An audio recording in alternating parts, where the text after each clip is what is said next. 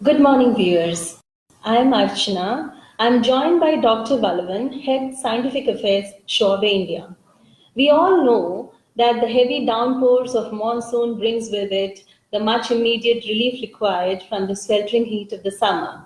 But yes, it brings along with it the different monsoon ailments, which has to be kept at bay by taking precautions. So today we would discuss with Dr. Valavan about the different monsoon diseases. Good morning, doctor. Good morning, Archana. To begin with, doctor, what are the common ailments during monsoon?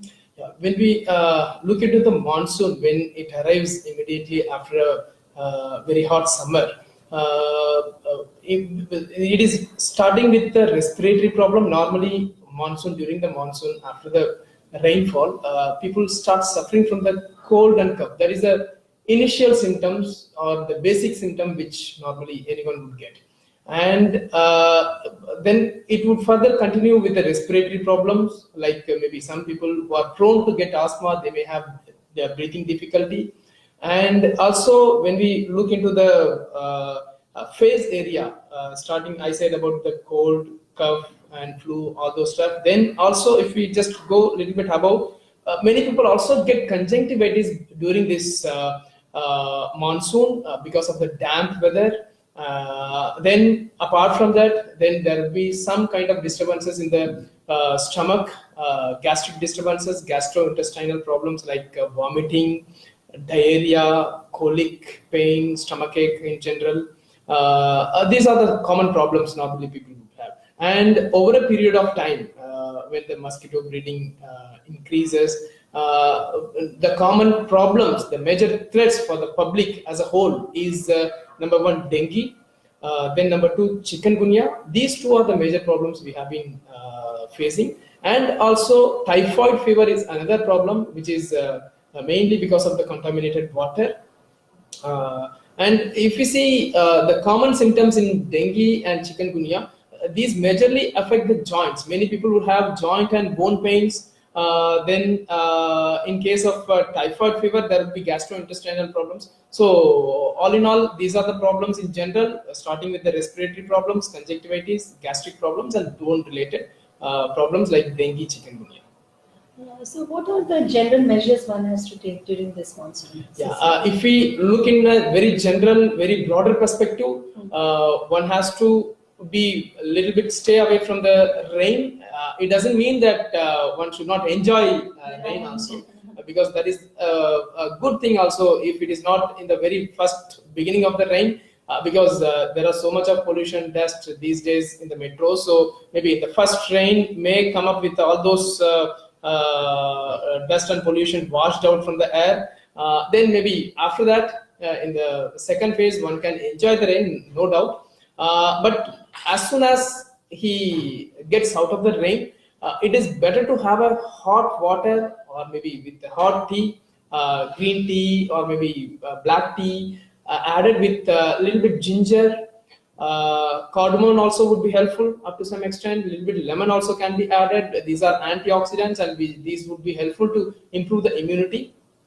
That is number one. Then number two, during this weather change, normally we have a habit of having the AC at the very low temperature. Maybe the fan would be rolling at a very full speed. So it is better to avoid, especially the children, to not sleeping directly in the direction where the air blows out, and a little bit on the sides, and also covering the face, nose. That also would be helpful, because many children come with a problem that throat infection, sore throat, immediately after getting the exposure of a draft of such kind of airs. So that needs to be avoided. These are the basic things. Then also there are many homeopathic medicines that we will discuss in the latter part of this discussion.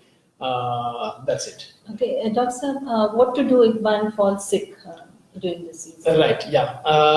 First of all, in the beginning phase, when there is a slight throat related problem or maybe flu, running nose, headache, the best thing is to have a gargle with a little bit ginger, cardamom. These things can be home remedies. So tulsi is also tulsi is very good medication which we have been using for not even centuries. Even for millenniums together, we have been using these kind of herbs, home remedies, and that would definitely be helpful. Then gargling is one thing. Then number two, one has to be when the temperature goes high, little bit high. Then also these things would be helpful. Then some homeopathic medicines also would be helpful. Then apart from these aspects, one can have a kind of maybe, as I said before, the covering should be done completely, and also in case of high temperature, sponging with cold water or maybe normal water would also be helpful. Taking one has to be a little bit choosy in taking the foods, even especially during the problem, very light food. Like maybe oats or some other semi-liquid or liquid food diet would be helpful. And also in case of fruits, yes, fruits are good, and fruit juice can be taken or fruits can be taken as it is, but it should be washed thoroughly with hot water or filtered water, and that would be helpful.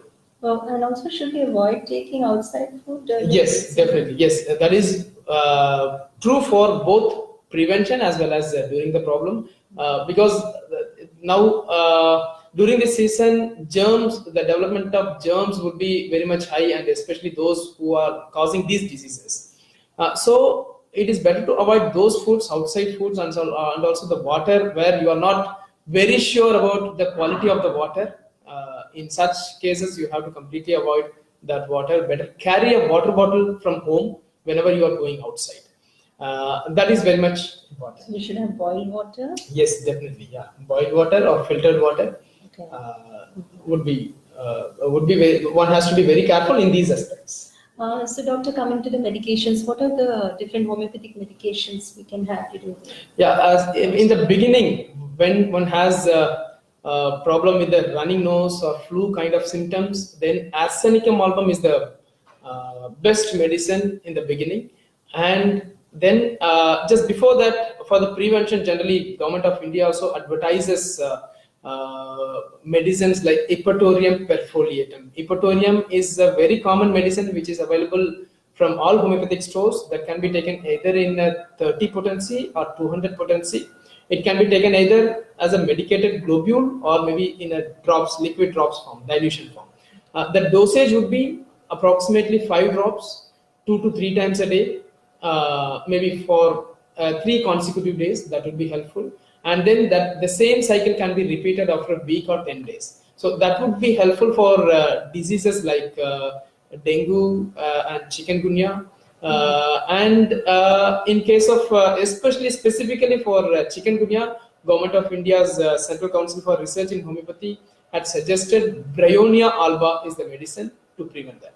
Bryonia alba can be taken in the same way in 30 potency, once or twice a day, maybe for a consecutively for 3 days. That would help to prevent.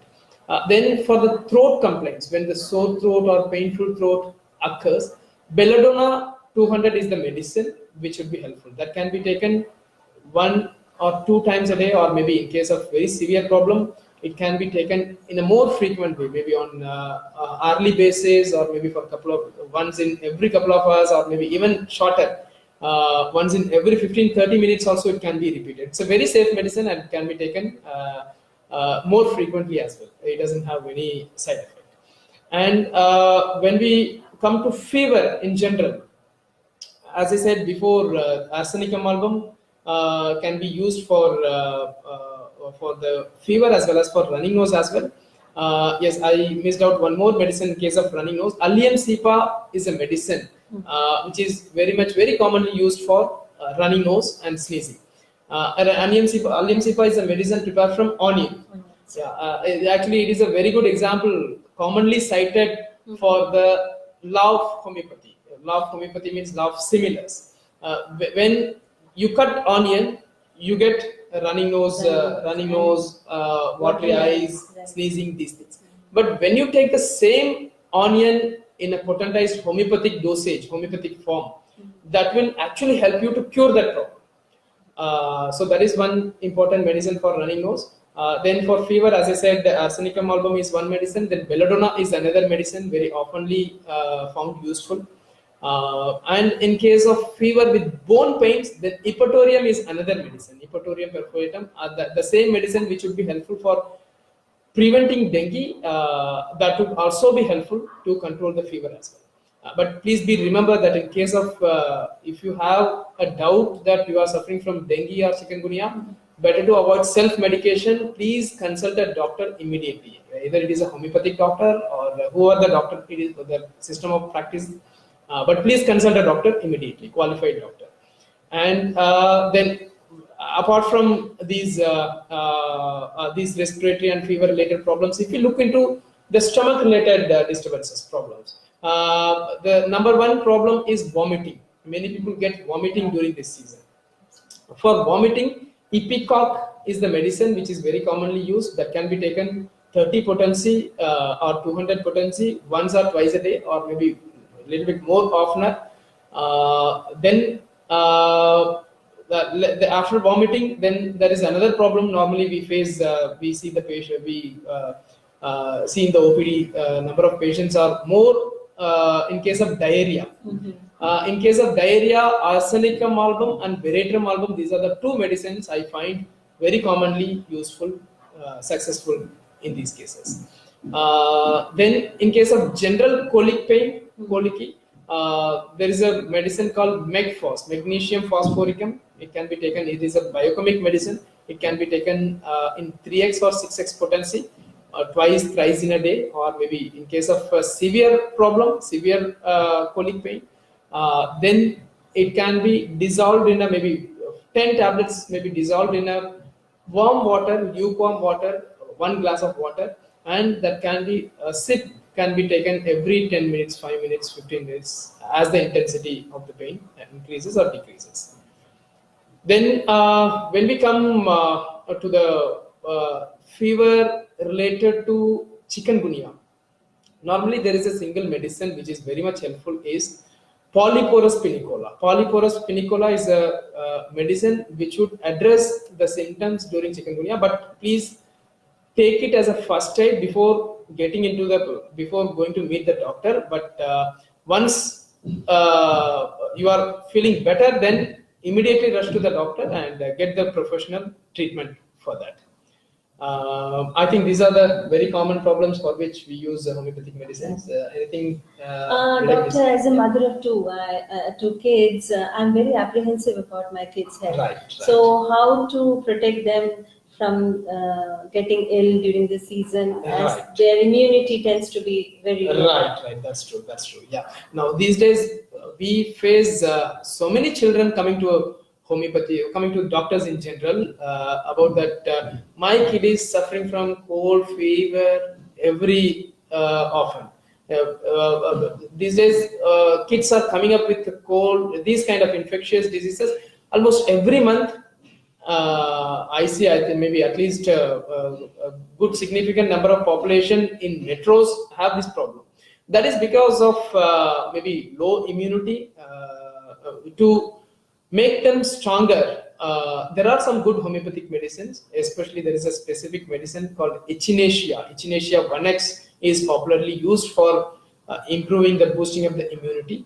That can be given maybe 1 tablet twice or thrice a day. That is a little bit, the taste may not be liked by the children, but there is one more medicine in the name of Munostim, which is in the form of pills, homeopathic sweet globules. That would be obviously would be liked by children. That can be taken 5 pills twice or thrice a day for maybe a little bit extended period of time for 2 to 3 months.